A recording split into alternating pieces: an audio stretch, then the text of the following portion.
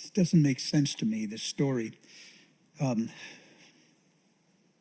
How someone can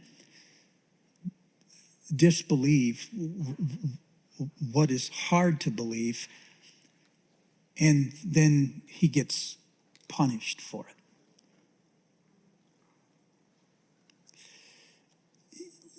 It's hard for me to reconcile those things for a couple of reasons. One, because it's uncharacteristic of God to do this. For him to wait till somebody can't believe what is really hard to believe, and then he cracks them for it. This is the God that we grew up, some of us, fearing was real. The one who waits for imperfection, and then he nails you for it. Yet, this is not the God who is. The first definition of God in the Bible, Exodus 33, is that he is gracious and compassionate, slow to anger, and abounding in love. Maybe you haven't heard that. What God is really like is he is gracious and compassionate, slow to anger, and abounding in love. As a father pities his children, so does the Lord pity those who fear him. As far as the east is from the west, so far has he removed our transgressions from us.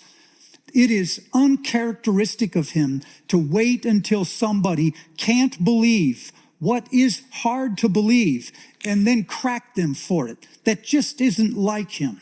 Not only that, Zechariah is not the first person who did this. Some of you have been in church long enough to know the story of Abraham and Sarah. Do you remember the story? They were old people and they could not have children.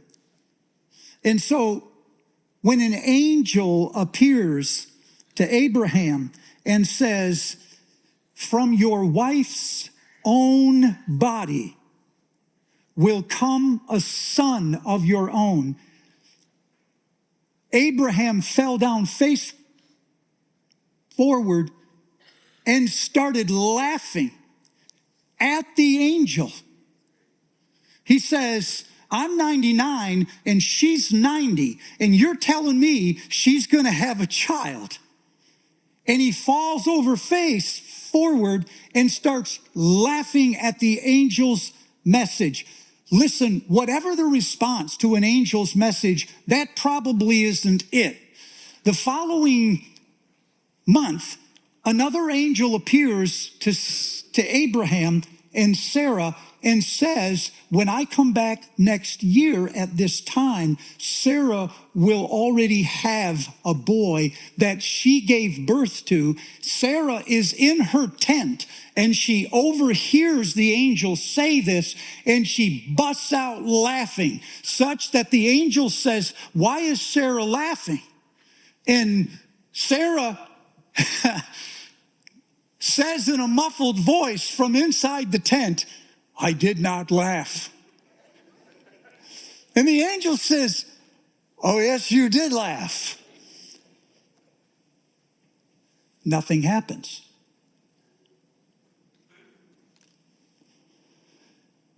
Hannah is barren. She can't have children. She goes into the temple and she sits there by herself and she's praying. Her lips are moving, but no sound is coming out. And while her lips are moving, the priest looks over and sees her lips moving and thinks she's talking to herself. And the priest says, "Woman, when are you going to stop drinking?" Literally says, "Put away your wine, girl." Now, if there ever was a response that ought to be cracked, that was one. Nothing. Instead, Hannah conceives. Manoah is old. His wife is old. She can't have children. His wife is visited by an angel. The angel says, good news for you. God is going to open your womb. You're going to give birth to a son, and he will be great in the sight of the Lord. He is to live as a Nazirite. He should not touch fermented wine. You should not cut his hair. He will be a leader in the eyes of the Lord. She says to Manoah, I had a visit from an angel last night. He told me I'm going to have a son. And Manoah says, well, let's ask God for the angel to appear to me. This is what he says. He says, so I might ask him what will happen to this child when he is born. I'm thinking, son, you know what's going to happen. She just told you what was going to happen. And you say, oh, I want to know what's going to happen. You already know. You don't need an angel to come and tell you so you know what will happen. You need an angel to tell you so you just know. Nothing. No punishment. She gives birth to Samson. So what I can't understand is how somebody who commits the same crime, I'm not talking about a crime of equal proportion, like doubting he'll part the Red Sea, doubting he'll rain down manna, doubting he'll end the drought, doubting that he'll calm the storm, because nobody ever did those things.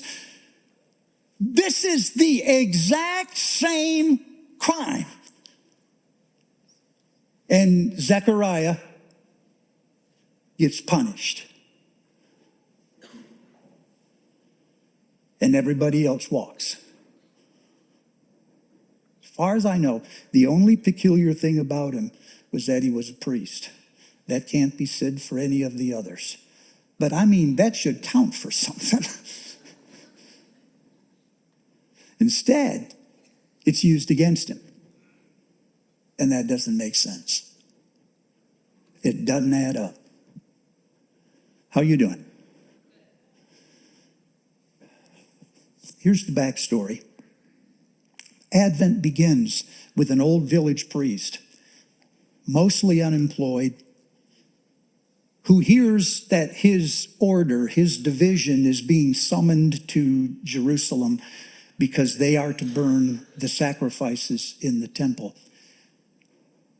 There were 18,000 priests in Israel in that day. They were divided into 24 divisions or orders.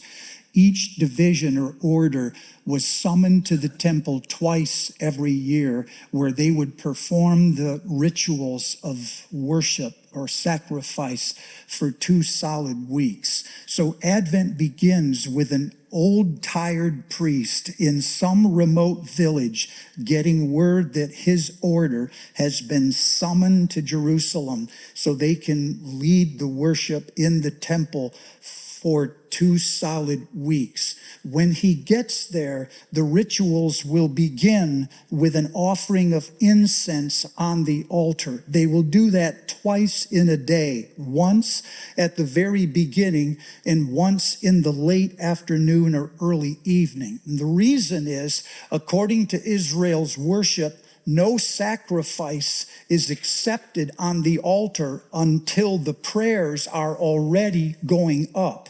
So let's get the order right. You burn the incense, then you offer the sacrifice while the people pray. And as the incense starts to waft up into heaven, it represents the prayers of the people. There's 18,000 priests in divisions of about 700 to 750 each. And when you're summoned to the temple for 2 weeks, the first thing they do is cast lots. That's like a lottery without buying a ticket. They have to know who is going to go into the holy place. What you may not know is that the temple, and there's only one temple, there aren't churches on every corner like Marion, Indiana. There's only one church, and it's in Jerusalem. And the temple is in layers. So the further in you go, the more important you are. The outer court is a court for Gentiles. That's all non-Jews. That's y'all, most of you anyway. And then inside that is another ring called the court of women, where only Jewish women could go. Then there's another wall, and on the other side of that is the court for Jewish men, which is more like in these colonnades that surround the center of the temple. And then inside of that is the sanctuary. And the sanctuary in that temple is not a place where you come and sit and sing songs with the words on the screen. It's 2 rooms. It's a holy place. And then there's a huge curtain about 50 to 75 feet high. And on the other side of that curtain is the most holy place. Well, that's it. There's only 2 rooms, the holy place and the most holy place. And not every priest gets to come in here. When they cast lots, they're trying to decide who gets to go into the sanctuary. Only 5 will get to go. 3 of them will prepare the incense, and they will come up to the edge of the sanctuary, and they will stop. 2 of them will take the incense and actually enter the holy place. And then only 1 of them will go all the way up to the altar. The math alone is intimidating. There's 18,000 priests in the land. Your division has over 700 in it, and you hope to get in the top 5. And then you want to be in the 2, and finally the 1. And this is all by the luck of the draw. This is not by your body of work or anything this is all luck of the draw. Once you go into the holy place, you can never go in again. You are disqualified from all future lotteries. So when you go in there and you get drafted to not only go in, but to go all the way up and place the incense on the altar, this is your Super Bowl. You live for this moment. You can picture, at least I can, Zechariah texting his wife back home. It's like, oh man, whoa, you ain't gonna believe this. Yeah, I mean, I'm in the top 5. I just made it into the 2. I'm in the semifinals. Then all of a sudden he gets drafted. He gets to go all the way up to the altar and actually place the prayers on the altar. Baby, I am so nervous. And she's texting back saying, oh, I'm so proud of you. Oh, I believe in you. Don't blow this. You know, remember my sister. She's sick. When you're in there praying, pray for her. He's like, no, baby, this is about the nation. This is the country. No, my sister, or we're going to deal with me when we get home. And pray for the Lions. They almost made it to the Super Bowl. You can hear these texts. I can, going back and forth. He can't sleep that night. He's so nervous. The following day, he gets up and he prepares to go in to his Super Bowl, into the holy place for the only time in his life. There are a few things you should know. One is that while he goes in, the crowd is waiting outside. When you read this, you start to wonder, wait a minute, I wonder if what's about to happen is going to be representative to the crowd. I wonder if this whole thing, not about Zechariah, it might be about the crowd. Zechariah may actually be a symbol for what God is going to do with the crowd when they see it. You wonder, but you don't know. The second thing that you know for sure is that when the old man starts to go into that holy place, he has a heavy heart.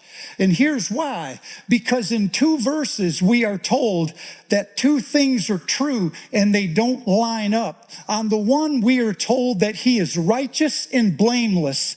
That doesn't mean God is calling him righteous. It means he's actually righteous. It means, blameless means you can't even think of a charge against this guy. He is so squeaky clean. He does everything so right, nothing wrong. You couldn't even raise a rumor against him that anyone would believe. That's true on the one hand, and on the other hand, his wife is barren. And they're old.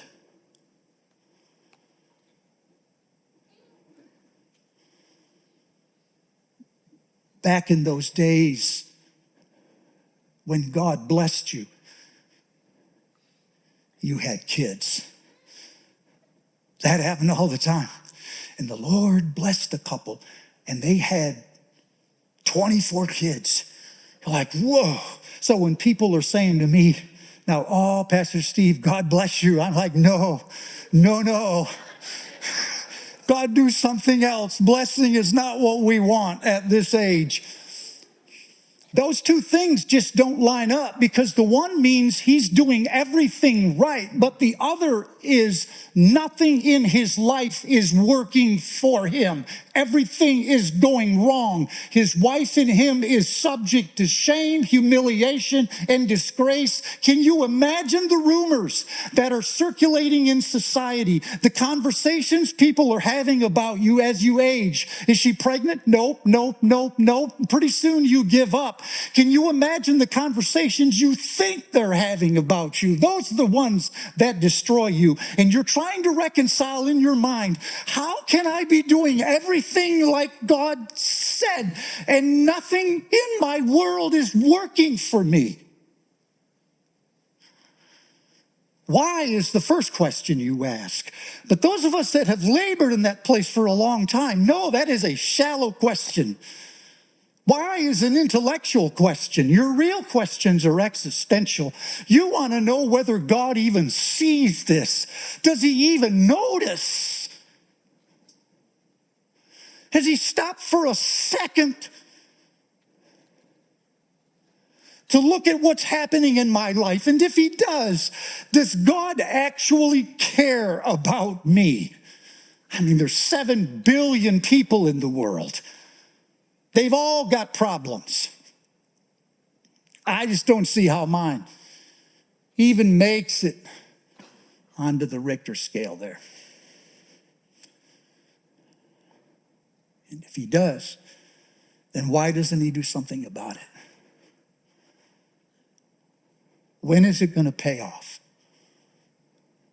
What is the difference between a God who doesn't see and he doesn't care, and he doesn't turn things around, and no God at all? Those are the same.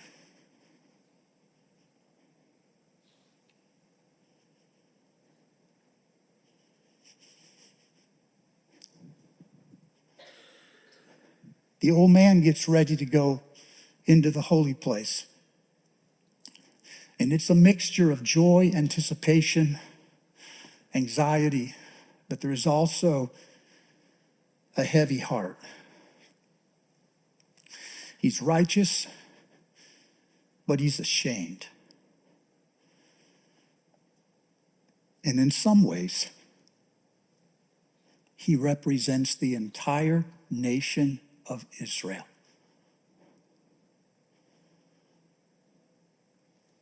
Didn't Isaiah say about Israel, like a woman in labor, we writhed and cried out in pain, but we gave birth to wind. We have not brought salvation to the earth. We have not given life to the people of the world. Zechariah and his wife are not the only two that are barren that morning. The whole nation is barren. He goes into the holy place. His assistant stops here. Zechariah goes further. Off to his left is a candelabra, something like a menorah candle. Off to his right is a table of showbread. In front of him is probably 10 to 15 yards of space. And finally, there is an altar. And when he gets close enough to the altar, before he can place the incense on it, an angel of the Lord appears, standing at the right of the altar. And Zechariah is terrified. And the angel says, "Don't be afraid. Your prayer has been heard." Oh, this is amazing. Zechariah, all of those nights when you sat up alone crying in your room, those times that you and Elizabeth argued about this, the times when you cursed the heavens because your God didn't answer prayer, the times when you sat quiet and she kept saying, "What's wrong?" All of this has been heard. Your wife is going to have a child.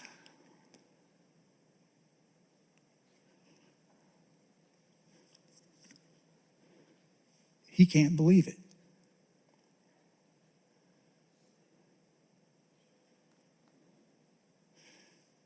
He wants this so bad that he can't believe it.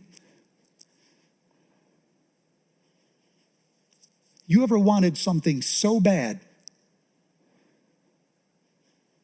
that you couldn't believe it? You wanting it is the problem. Just hearing it opens an old, deep psychological wound in your soul that says, yeah, how many times have you wanted this and thought you were going to get it and you still don't have anything? And so it is safer to doubt than it is to risk disappointment. Because what if you believe it this time and it's still wrong? The pain is unbearable in a moment like that. And so you use your doubt as an insurance policy against the fear of disappointment. When I read this, I think, of course he didn't believe it. How can you believe it? The stakes are enormous. God, give him a break. He's just protecting himself. And the angel says, because you said that, you're not going to speak until the baby is born. And that's the part I can't figure out, because it just seems to me like overkill. And then I started to wonder, maybe silence wasn't the punishment. Maybe silence was the point. I mean, we know from the text that his disbelief was the trigger, but do we know for sure it was a punishment? Could his disbelief, which I argue is normal, actually have been the beginning of his silence for purposes known only to God? Is it possible that when the old man comes away from the temple, having heard the unthinkable promise, and he goes out to meet the crowd, which represents generations to come, including those of you that are in the room now, could it be when the old man appears to the crowd and he cannot speak, he symbolizes the first, most appropriate response to Advent?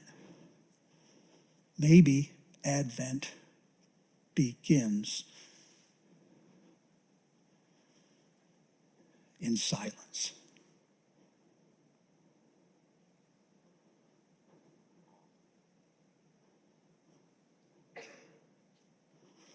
Oh, that's going to freak some of you out.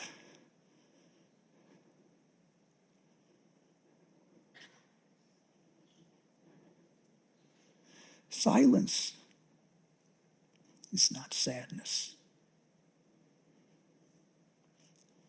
It's not confusion or loss. Silence can be reverence, humility, wonder.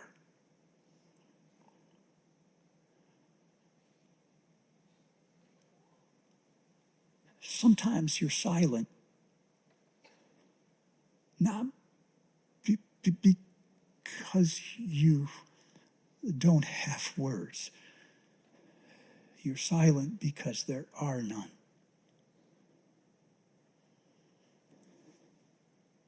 To speak, to say anything would take away.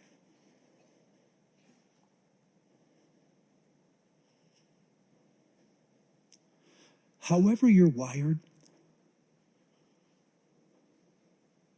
however you process things, however much you know,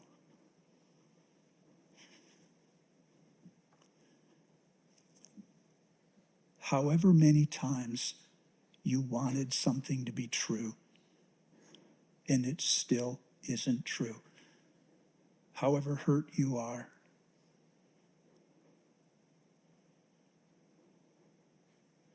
when you hear something like this,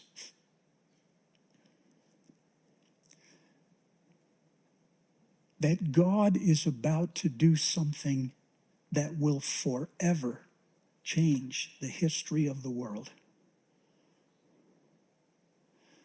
that you are on the verge of a movement, a small part, but a part of something that is outrageously good. If you could see it, you wouldn't believe it. How do you add to that?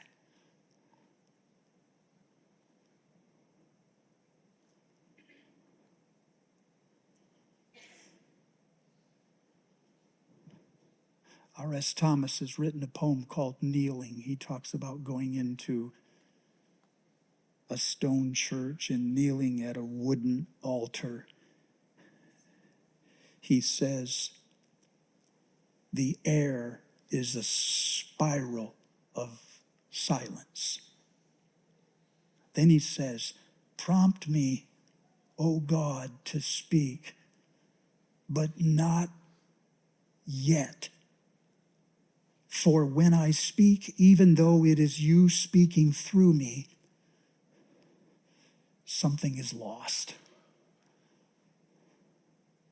Something is lost when you talk.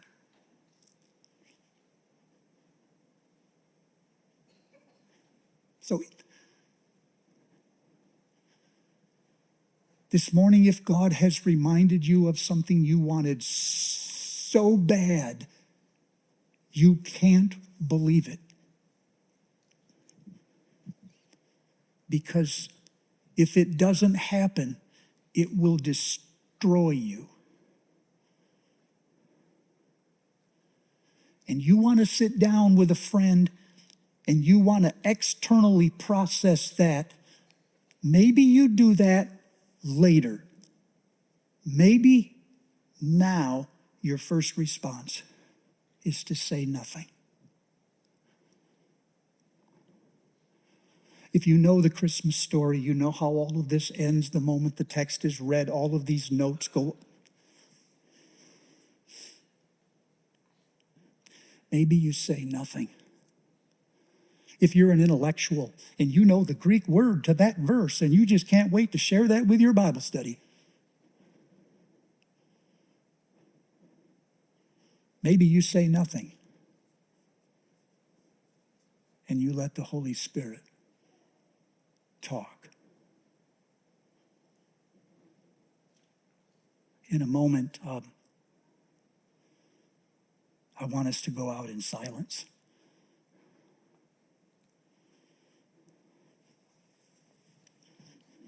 Because a good number of our problems stem from the fact that we do not know how to be quiet and alone.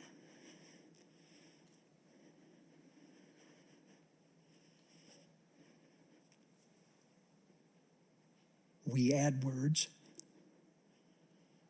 and so every word we add means less.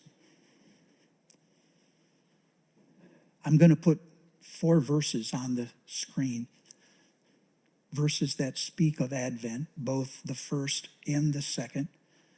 You might be familiar with them. That will be your problem.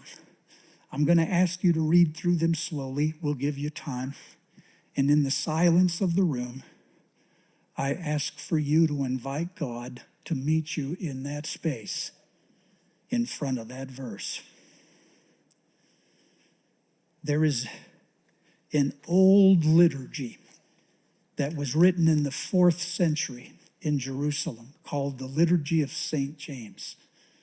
In the liturgy, the congregation is seated, and then from the back, they bring in the elements of the Eucharist.